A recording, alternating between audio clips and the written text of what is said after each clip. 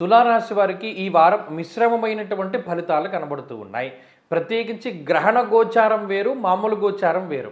గ్రహణ గోచారంలో తులారాశి వారికి అద్భుతమైన ఫలితాలు చెప్పారు. మళ్ళీ ఇప్పుడు మిశ్రమం అంటున్నారని మీరు పొరపాటు పడకూడదు. ఆ గ్రహణ గోచారమే. అదో నెలలో 2 నెలల్లో అలా పనిచేస్తూ ఉంటుంది. దాని పని దాందే.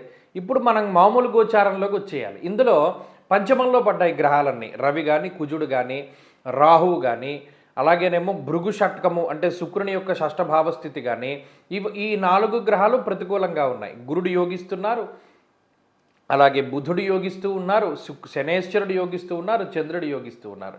ఈ గ్రహాల వల్ల మళ్ళీ గతంలో ఉన్నటువంటి ఫలితాలే. అంటే ఎక్కడా ఏమి ఇప్పుడు కూడా ఇబ్బందికరమైనటువంటి పరిస్థితుల్లో తులారాశి వారు లేరు.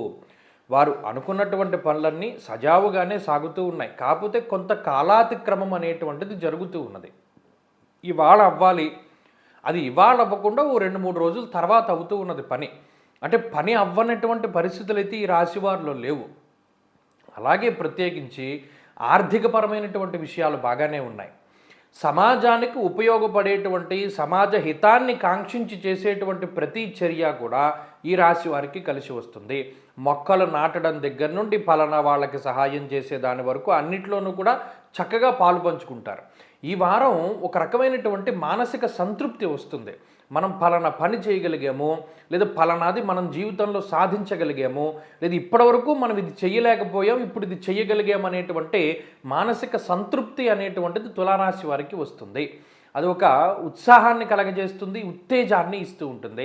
అలాగే సొంత ప్రాంతాలకు చేరుకోవడం కానీ, లేదా ఏదైనా కొత్తగా ఇళ్ళు కానీ, లేదా వాహనాలు కొనుగోలు చేయడం కానీ, స్థలములు కొనుగోలు చేయడం కానీ, నూతన వస్త్రములు, బంగారు ఆభరణాలు కొనుగోలు చేసేటువంటి పరిస్థితులు కూడా ఈ వారంలో తులారాశి వారికి కనబడుతూ ఉన్నాయి.